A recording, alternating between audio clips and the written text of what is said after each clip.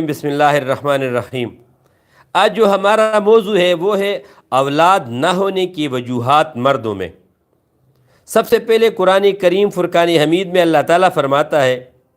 سورہ شورا میں، یَهْبُ لِمَن يَشَاءُ إِنَاثًا وَيَهْبُ لِمَن يَشَاءُ ذُكُورًا أَوْ يُزَوِّجُهُمْ ذُكْرَانًا وَإِنَاثًا وَيَجْعَلُ مَن يَشَاءُ عَقِيمًا۔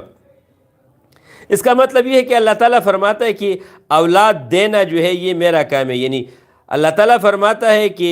لڑکے دینا یا لڑکیاں دینا یا دونوں دینا یا کسی کو نہ دینا، وَيَجْعَلُ مَن يَشَاءُ عَقِيمًا، اگر میں کسی کو نہ دوں تو اس کو کوئی نہیں دے سکتا۔ تو اس کے لیے سب سے پہلے تو یہ قرآن کریم کی ایک آیت ہے، تو اس سے تو کسی کو بھی انکار نہیں ہے۔ لیکن اگر اولاد نہ ہو تو ان کے پھر وجوہات کیا ہوتے ہیں؟ اگر کوئی بیماری وغیرہ ہو تو اس کا علاج تو سنت طریقہ ہے، کیونکہ ہمارے نبی محمد صلی اللہ علیہ وآلہ وسلم نے فرمایا ہے کہ العلم علمان، علم الادیان و علم الابدان۔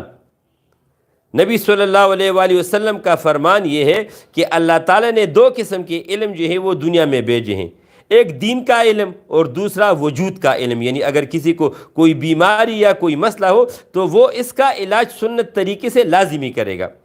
تو اس کی جو وجوہات ہوتے ہیں، سب سے پہلی وجہ تو یہ ہوتی ہے کہ اگر کسی بھی مرد کے انڈے جو ہیں وہ چھوٹے ہوں، یعنی جو اس کا اپنا سائز ہوتا ہے نیچرلی قدرتی طور پہ جو سائز ہوتا ہے، اگر اس کے انڈے دونوں جو ہیں وہ چھوٹے ہوں تو اس مرد کی اولاد جو ہے وہ نہیں ہوتے۔ اس کی مثال اس طرح ہوتی ہے کہ مثال کے طور پہ آپ کو چاہیے یہ کہ 1 کلو دودھ آپ کو چاہیے، اور آپ کے پاس جس برتن میں آپ نے دودھ لانا ہے وہ جو ہے وہ اس میں تقریباً 600 گرام یا 700 گرام کا دودھ آتا ہو، تو اس میں تو 1 کلو نہیں آئے گا نا۔ دوسری بات یہ ہوتی ہے کہ اگر کسی بھی مرد کا ایک انڈا بالکل اپنے نارمل سائز پہ ہو اور دوسرا چھوٹا ہو تو تب بھی پھر اولاد اس کی ہوگی، اگر ایک انڈا ٹھیک ہو اور ایک چھوٹا بھی ہو تو کوئی مسئلہ نہیں ہے۔ اس کی مثال ایسی ہوتی ہے کہ مثال کے طور پہ ایک کمرے میں 2 دروازے ہیں، تو اگر ایک بند ہو جائے تو آپ دوسری سے چلے جاؤ، تو یہ ایک بات ہو گئی۔ دوسری بات یہ ہوتی ہے کہ اگر کسی بھی مرد کے جراثیم، یعنی یہ 60 کروڑ ہونے چاہیے، اگر کوئی بھی بندہ اس کی جراثیم 60 کروڑ کے بجائے 80 کروڑ سے بھی زیادہ ہو، لیکن اس میں جو پس سل کی مقدار ہو، اگر اس میں پس سل مثال کے طور پہ 10 سے 15 یا 20 یا اس سے زیادہ ہو، تب بھی اگر اس کی جراثیم ٹھیک بھی ہوں گی تب بھی اس کو حمل نہیں ہوگا۔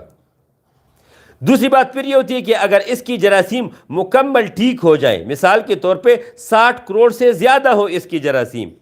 لیکن اس کی جو جراثیم ہیں اس میں پس سل بھی ہو اور RBC ریڈ بلڈ سیل بھی ہو، تب بھی ایسی مرد کی جو ہیں اولاد جو ہے حمل ہوگا، لیکن وہ 30 40 50 60 دنوں کے اندر وہ حمل ضائع ہو جائے گا۔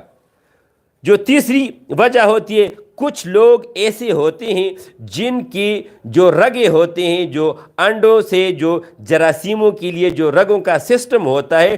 ویریکوسل اس کو بولتے ہیں، ویریکوز بولتے ہیں اس کو، کہ اگر ان رگوں میں مثال کے طور پہ ان رگوں میں جتنی ضرورت ہوتی ہے آمد و رفت کی جراثیم کی یا جو پانی ہوتا ہے اگر اس کا، تو اگر وہ اپنی چیز سے جو اس کا اپنا مقدار ہوتا ہے